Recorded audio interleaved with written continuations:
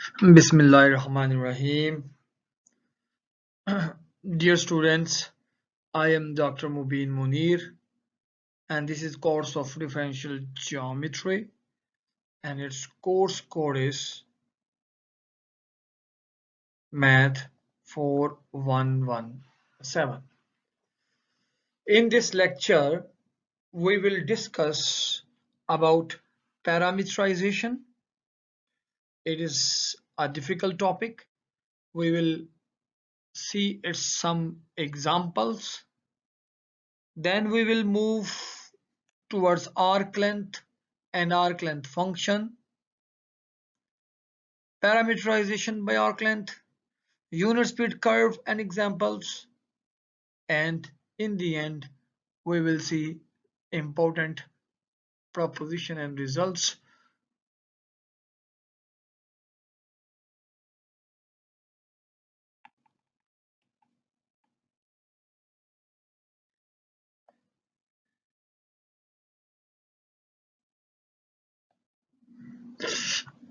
As we already know, a parameterization is a map from some interval alpha beta of real line to Rn. We will see some examples of parameterization. आपके सामने हमने एक lemniscate लिया है r square equal to sin 2t. t हमारा angle parameter है और ये हम वेरी कर रहे हैं फ्रॉम 0 to 2 पाई और ये बताया गया है कि जब हम 0 लेते हैं तो हम यानी ये लाइन होती है और यहाँ हमारे पास ये लाइन होती है 0 पे और पॉइंट बनता है ओरिजिन. ये पॉइंट बन रहा है. इस तरह हम एंगल को मूव करवा रहे हैं. ये लाइन आपको मूव करती हुई नजर आ रही है और ये लाइन इंटरसेक्ट भी कर रही है आपके सामने. और जहां ये लाइन इंटरसेक्ट कर रही है वहां पर आपको कर्व के पॉइंट हासिल हो रहे हैं. दरअसल जिस एंगल पर ये लाइन इंटरसेक्ट कर रही है वो एंगल हम पुट कर रहे हैं और फिर उसके बाद हमें दो पॉइंट हासिल हो रहे हैं ये और इस तरह से ये हमारी पैरामीटराइजेशन है लेमनिस्केट की. अब हम सर्कल की पैरामीटराइजेशन देख रहे हैं कि सर्कल का एंगल 0 से हम 2 पाई एंगल अगर लें तो जब हम 0 इनपुट करते हैं इसमें तो हम यहाँ पे होते हैं. फिर उसके बाद हम आगे बढ़ते जाते हैं. यानी इस एरो जो ब्लू एरो जो मूव कर रहा है उसका पॉइंटर हमें वो पॉइंट बता रहा है जहां से हम एक सर्कल को बनाएंगे या we will form the circle. This is a parameterisation of a circle. Similarly हमने आपके सामने एक स्पाइरल की पैरामीटराइजेशन दी है और बताया है कि स्पाइरल का वेरिएबल मूव करने से किस तरह से स्पाइरल के ऊपर हम मूव कर सकते हैं.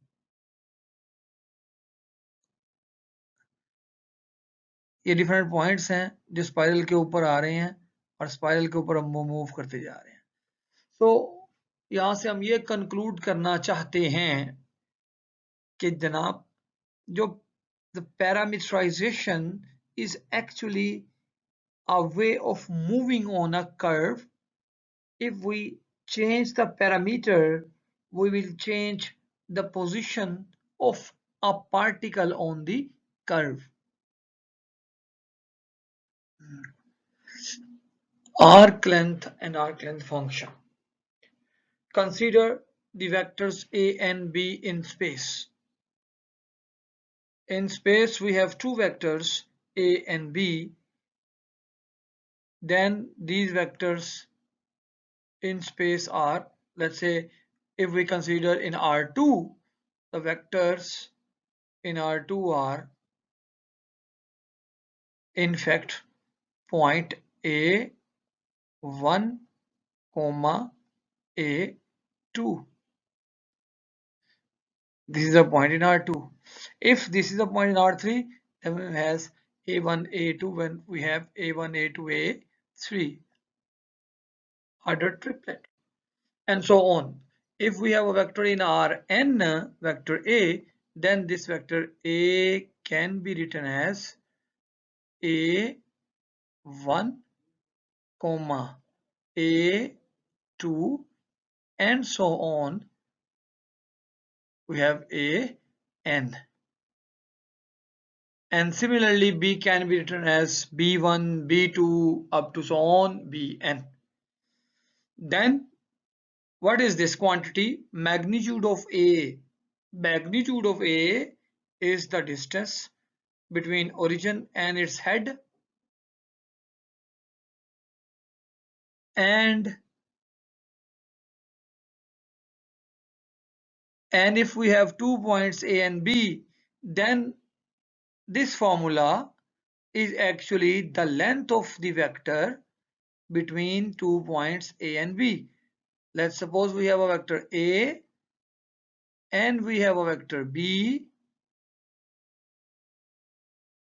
then we need this vector, length of this vector.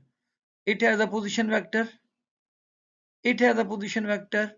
and by head to tail rule, this length is vector B minus vector A, its magnitude. So हम क्या करेंगे, A minus B या B minus A वेक्टर निकालेंगे और उसकी magnitude निकालेंगे जो कि इस फॉर्मूले से आएगी. A minus B हमने किया तो पहले हमने वेक्टर निकाल लिया. A minus B का मतलब है कंपोनेंट वाइज माइनस कर देंगे इन दो वेक्टर्स को. ये कंपोनेंट्स आ गए A1 minus B1, A2 minus B2, और जब आपने इसकी मैग्नीट्यूड निकालनी है तो इस कंपोनेंट की मैग्नीट्यूड का सम करके स्क्वायर रूट लगा लेना है. डिस्टेंस फॉर्मूला अप्लाई करके हम we can find the magnitude and distance between two vectors in Rn.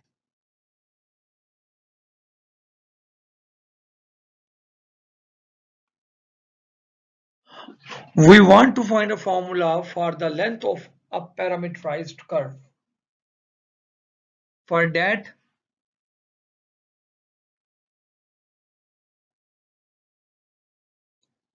let's take a given curve. This is a given curve gamma, and this is a point.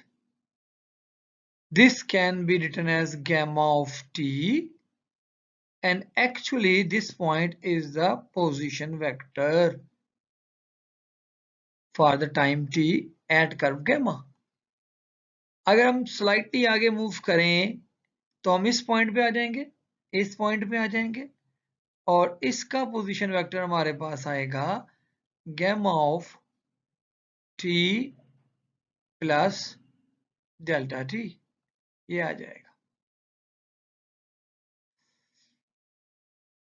We want to find this arc length, this arc length between these 2 points. And what is this? This is actually this vector. This is a chord, in fact chord. This is this vector, chord. हम जो find करना चाहते हैं वो red colour में है, और ये जो हमने ड्रॉ किया है ये दरअसल इन दो पॉइंट्स को मिलाने वाला वेक्टर है जो कि ग्रीन कलर में, और ये कॉर्ड है, और दूसरा जो रेड कलर में वो कर्व्ड पे आर्क लेंथ है. हम चाहते हैं रेड कलर को फाइंड करना, लेकिन ये वैल्यू हमारे पास जो आई है, जो हमने ऊपर प्लॉट की है, दिस वैल्यू ये दे रही है chord की value. And our idea is to approach in the sense that the chord and arc becomes equal. For that, we have to divide our curve into very small pieces. बहुत small pieces में हमें divide करना पड़ेगा. For example, in small pieces में, that means delta t is very small. तो इस small pieces में ये जो chord है, ये chord है, और आर्क है, ये दोनों बराबर हो जाएंगे. तो इसीलिए what we have done here, we have multiplied and divided by delta t, and then we take the limit delta t approaches to 0.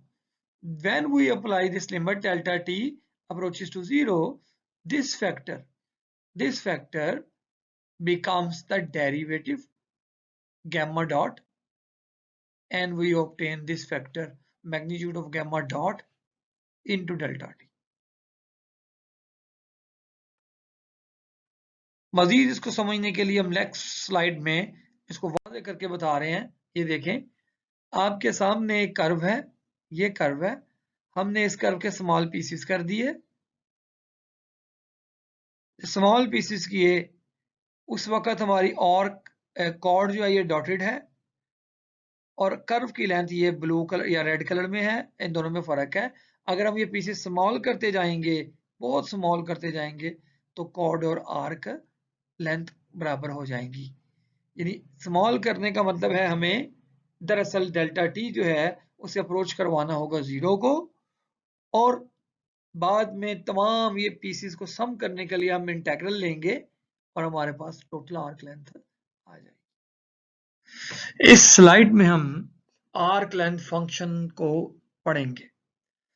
We have learned to compute arc length of a given curve. Now we will move towards arc length function. Arc length function basically क्या होता है? Basically arc length function जो है वो असल में, ये arc length function आपके सामने है। Arc length function s is equals to, in terms of parameter t, it is equals to integral from t naught to a some variable t. Here we have gamma prime of t magnitude, and then we have du. ये formula कहलाएगा arc length function. और ये arc length function क्या बता रहा है कि फर्ज कर लें आपके पास कोई गिवन कर्व है, ये गिवन कर्व है, और अगर आप इस गिवन कर्व, ये आपका ओरिजिन है, लेट्स से ये ओरिजिन ले लिया मैंने, ये गिवन कर्व के ऊपर आप यहाँ पे हैं, एट टाइम t नॉट के ऊपर आपकी पोजीशन ये है, यहाँ पे ये आपकी पोजीशन है t नॉट के ऊपर। फिर you start moving from this point, और t आपका चेंज होता रहता है और आप इस पे मूव करना शुरू कर देते हैं कर्व के ऊपर। कभी आप यहाँ होते हैं, कभी आप यहाँ होते हैं। अगर आपने ये कंप्यूट करनी हो तो आपने यहाँ से यहाँ तक कितनी लेंथ है, यहाँ से यहाँ तक, तो यहाँ से यहाँ तक जो लेंथ है उसको फाइंड करने के लिए आपको इस आर्क लेंथ फंक्शन को कंप्यूट करना पड़ता है। इस आर्क लेंथ फंक्शन में पहले क्या है, इंटेग्रल के अंदर टी नॉट है स्टार्टिंग पॉइंट जहां से आपने ये शुरू करना है, और देन इसके बाद इंटेग्रल है गैमा डॉट है कर्व की लेंथ, उसकी मैग्नीट्यूड है, और उसमें ये u है, u पैरामीटर रखा है, और बाद में t के अलोंग आपने इसको इंटीग्रेट कर दिया। तो ऐसा करने से आपको एक्चुअली t नॉट से स्टार्ट करते हुए किसी भी लम्हे t तक आपको कर्व के ऊपर आर्क लेंथ का पता चलेगा। एक्चुअली ये फंक्शन दरअसल एक रिलेशन है between any parameter which was present in the parameterization and a new parameter arc length। इस तरह से हम आर्क लेंथ और पुराने पैरामीटर के दरमियान एक रिलेशन फाइंड करेंगे।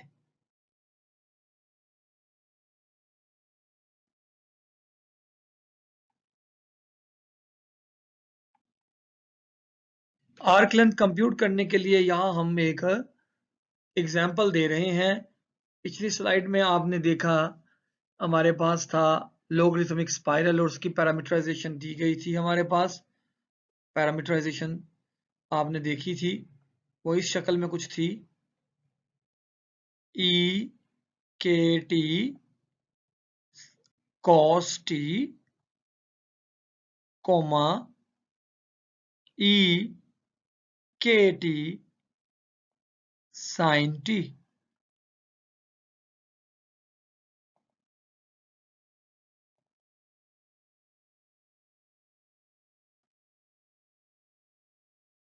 और अगर आप इसमें 0 पुट करते हैं तो आप इस जगह पे हैं, जैसे आप इस जगह पे हैं, इस जगह पे, और t के बढ़ाने पर आप अगर आप ई के टी को निगलेक्ट कर दें यहाँ से, तो ये cos t sin t circular बन जाता है, और ई के टी जो पीछे आ रहा है वो इसके वैल्यू को बढ़ा रहा है, यानी आप आगे भी जाते जाएंगे, ऊपर भी जाते जाएंगे, सर्कल से बाहर भी निकलते जाएंगे। इस तरह से ये आपकी लोगरिथमिक स्पाइरल बनेगा।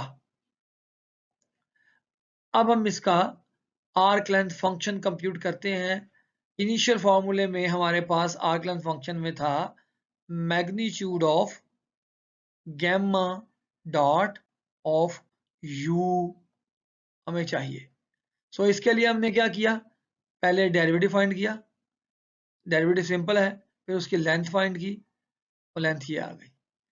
अब फॉर्मूला यूज किया हमने मैग्नीट्यूड निकालने के बाद एस का, तो ये हम स्टार्ट कर रहे हैं इस पॉइंट से, गैमा टी हमारा 0 है, 0 का मतलब यहां से हम स्टार्ट कर रहे हैं, यहां से, तो 0 पे से स्टार्ट किया और टी तक गए, और मैग्नीट्यूड हमने ली, स्क्वायर रूट लिया, तो ई के स्क्वायर प्लस 1 ई 2 के का स्क्वायर रूट ई के यू आ गया, इन टर्म्स ऑफ यू हमने एक्सप्रेस किया, बाद में इंटीग्रेशन की तो हमारे पास ये आ गया। So clearly you can see that we have obtained a relation between arc length s and previously used parameter. This parameter can be of angle, it can be anything. तो ये फॉर्मूला हमारे पास s और t को relate कर रहा है, this is an arc length function. अगर हम कोई भी t पुट कर दें तो हमारे पास यहाँ से इस पॉइंट से शुरू करके लेंथ निकल आएगी इस कर्व के ऊपर।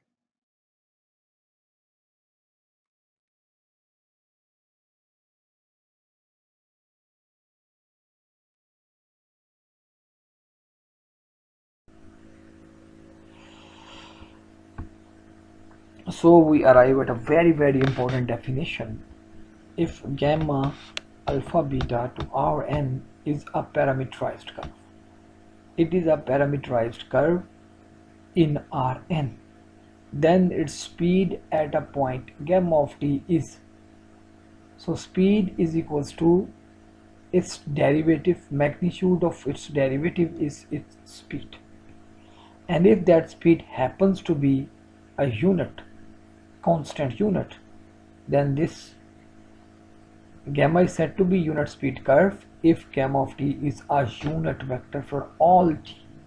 That means this speed is constant and it is equals to a unit vector. Then we will arrive at the parameterization, that parameterization is a unit speed parameterization.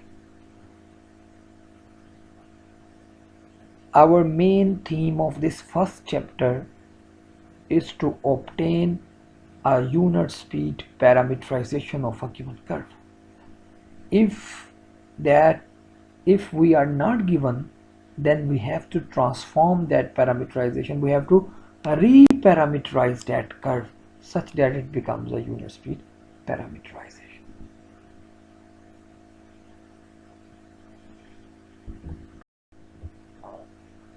For example, we have to check whether this is a unit speed curve, unit speed parameterization or not.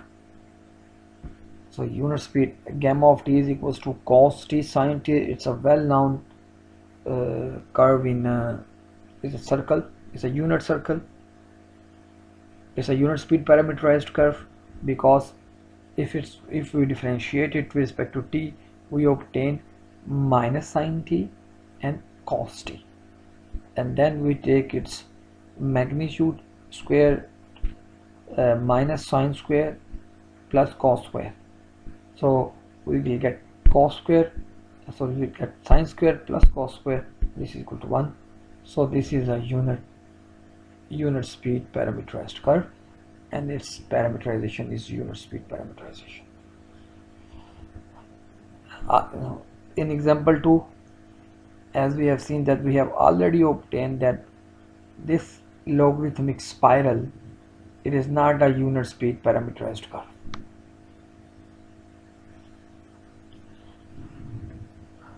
Now our main goal is to obtain unit speed parameterization. What happens if we obtain unit speed parameterization? I will keep on reminding the main goal of this part, basic theory of curves. The main goal of this part is to obtain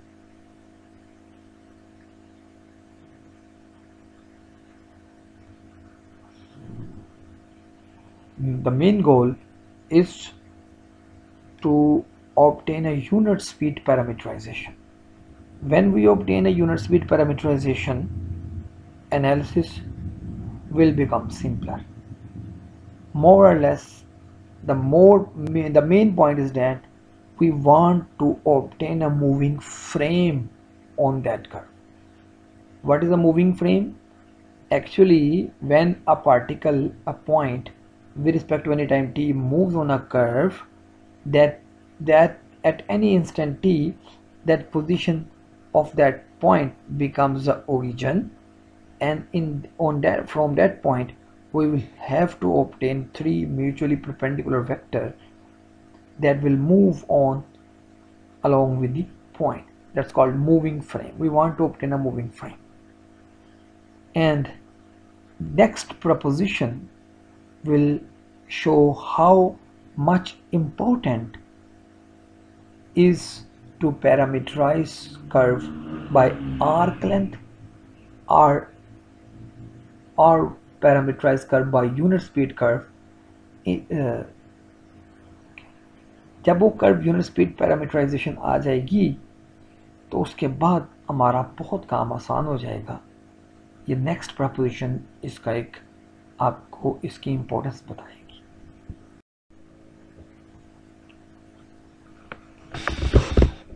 late करते हैं n of t एक unit vector है और ये unit vector है. It means with t n of t जो है वो पोजीशन वेक्टर है और ये यूनिट वेक्टर भी है. दैट मीन्स जब भी हम n ऑफ t की वैल्यू कोई देंगे तो हमारे पास एक वेक्टर जनरेट होगा और वो वेक्टर जो जनरेट होगा उसकी जो लेंथ है वो 1 होगी. देन द डॉट प्रोडक्ट यानी इस n का और इसके डेरिवेटिव का जो डॉट प्रोडक्ट है वो 0 होगा फॉर ऑल t. यानी ये क्या कह रहा है? ये कह रहा है, अगर हम पिछली स्लाइड्स या पिछले लेक्चर्स को ज्वाइन करें, ये कह रहा है कि अगर n कोई यूनिट वेक्टर है तो इसका जो डेरिवेटिव या जो इसका टेंजेंट वेक्टर होगा वो हमेशा इस n के ऊपर, उसका डॉट प्रोडक्ट के साथ 0 है, यानी वो इसके ऊपर यहाँ n डॉट 0 होगा या n डॉट उस n के क्या होगा, परपेंडिकुलर होगा. यानी अगर आप ये आइडिया लगा लें, हम ये आइडिया लगा लें कि अगर n किसी पोजीशन वेक्टर को रिप्रेजेंट कर रहा है या किसी भी वेक्टर को रिप्रेजेंट कर रहा है और अगर ये यूनिट वेक्टर है तो फिर इसके परपेंडिकुलर वेक्टर हासिल करने का तरीका क्या है? सिर्फ इसका डेरिवेटिव ले लीजिए, वो इसका क्या होगा, परपेंडिकुलर वेक्टर होगा. लेकिन इसके लिए कंडीशन ये है कि इस n ऑफ t खुद ये n ऑफ t क्या हो, यूनिट वेक्टर हो. प्रूफ बहुत आसान है. So product rule of differentiation, अगर a ऑफ t और b ऑफ t हमारे पास कोई वेक्टर वैल्यूड फंक्शन है तो पहला हमारे पास है derivative of a dot b, dot product का, that is simply derivative of a dot b plus a dot derivative of b.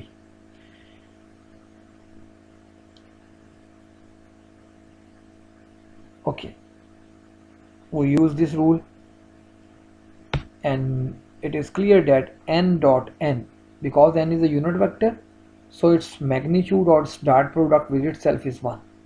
It's given n of t is a unit vector. Then differentiating it we obtain, और उसका derivative लें तो हमारे पास क्या आएगा, product rule की मदद से n डॉट n था, फर्स्ट का डेरिवेटिव ले लिया n डॉट, और सेकंड डॉट n वैसे रहने दिया, प्लस n डॉट उधर 1 का डेरिवेटिव 0 आ गया. सो डॉट का प्रोडक्ट जो है वो कम्यूटेटिव होती है, so we can write this as 2n dot n is equals to 0. So this clearly states that n dot n is equals to 0.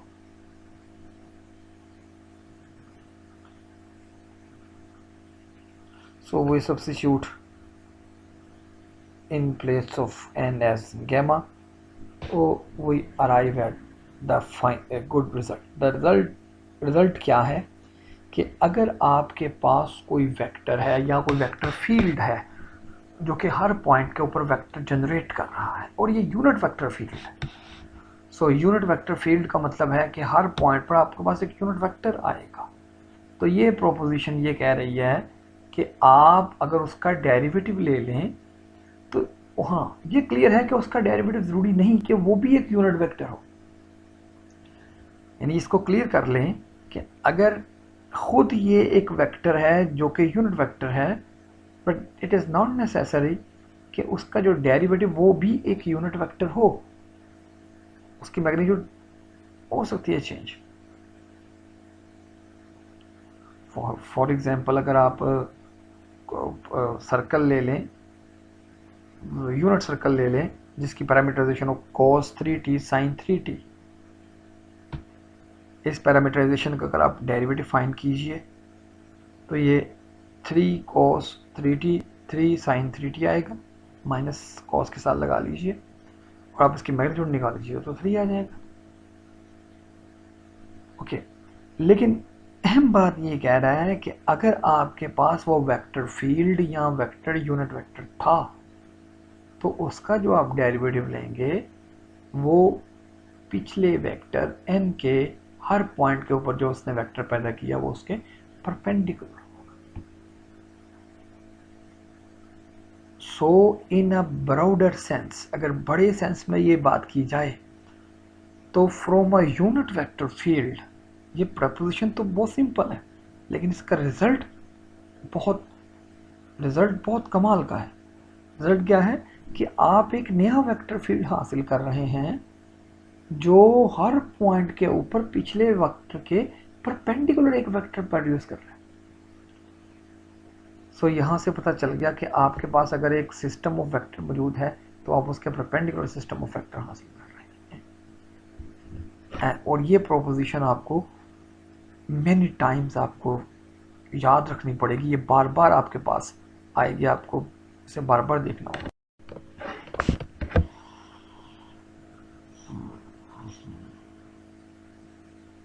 सो ये कुछ असाइनमेंट्स हैं. आपने कंप्यूट करना है arc length function for this r cos t और sin t, और compute करना है आपने arc length function of this t cos hyperbolic t catenary starting from a point 0 1. Here we can start at any point whatever you take in the first exercise.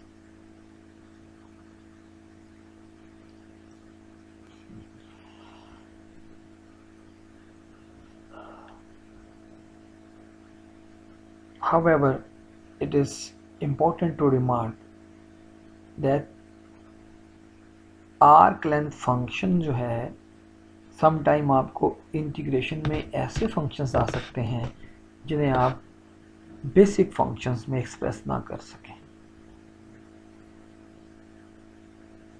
इस type के integrals को हम elliptic integrals कहते हैं, और elliptic integrals को solve करने के लिए हमें अप्रोक्सीमेट इंटीग्रल्स या इंटीग्रेशन का सहारा लेना पड़ेगा। सो हम यहाँ तक जो हासिल कर पाए हैं वो ये है कि हमने एक कर्व लिया, उसको चेक किया कि वो यूनिट स्पीड है कि नहीं है। अगर वो यूनिट स्पीड कर्व नहीं था तो हमने उसकी पैरामीटराइजेशन जो है उसे हमने ब्लॉक कर लिया, हमें वो पैरामीटराइजेशन नहीं चाहिए। या अगर आपने उसी पैरामीटराइजेशन के ज़रिए जाना है तो फिर हम उसको रीपैरामीटराइज करेंगे। और रीपैरामीटराइजेशन करने का तरीकाकार क्या होगा? रीपैरामीटराइजेशन करने का तरीकाकार ये होगा कि हम उसके जो पैरामीटर उसमें मौजूद है उसे उठाएंगे और उसकी जगह हम उसका एक new parameter arc length parameter लेके आएंगे। उस आर्क लेंथ पैरामीटर को उठा के हम उसके ओरिजिनल पैरामीटर टी की जगह रिप्लेस करेंगे, तो हमारे पास जो नया कर्व आएगा वो अब हमारे पास जो पैरामीटराइजेशन है वो आर्क लेंथ पैरामीटराइजेशन आ गई। We want to achieve this. जब वो आर्क लेंथ पैरामीटराइजेशन हो जाएगी and there is it is simple argument कि वो पैरामीटराइजेशन यूनिट स्पीड होगी, और यूनिट स्पीड होगी तो उसके अंदर जो टेंजेंट वेक्टर्स जो यूनिट वेक्टर्स अगर हैं तो उनके डेरिवेटिव से हम परपेंडिकुलर सिस्टम ऑफ वेक्टर हासिल करेंगे। तो पहला टास्क जो है हमारा वो है कर्व को प्रॉपरली ट्रेस करना, प्रॉपरली पैरामीटराइज करना। अगर नहीं है तो रीपैरामीटराइज करना। फर्स्ट चैप्टर जो है कर्व्स के बारे में, जो फर्स्ट चैप्टर है इस बुक का, उसका प्राइमरी मकसद यही है कि आपने उसको पैरामीटराइज करना है, रीपैरामीटराइज करना पड़े तो भी करना है, ताकि कर्व की हमारे पास वो पैरामीटराइजेशन आए जो कि यूनिट स्पीड पैरामीटराइजेशन है। जब यूनिट स्पीड से पैरामीटराइजेशन आ जाएगी तो फिर हम आगे प्रोसीड कर पाएंगे, उसकी कर्वेचर को जानना है। That's all. Thank you.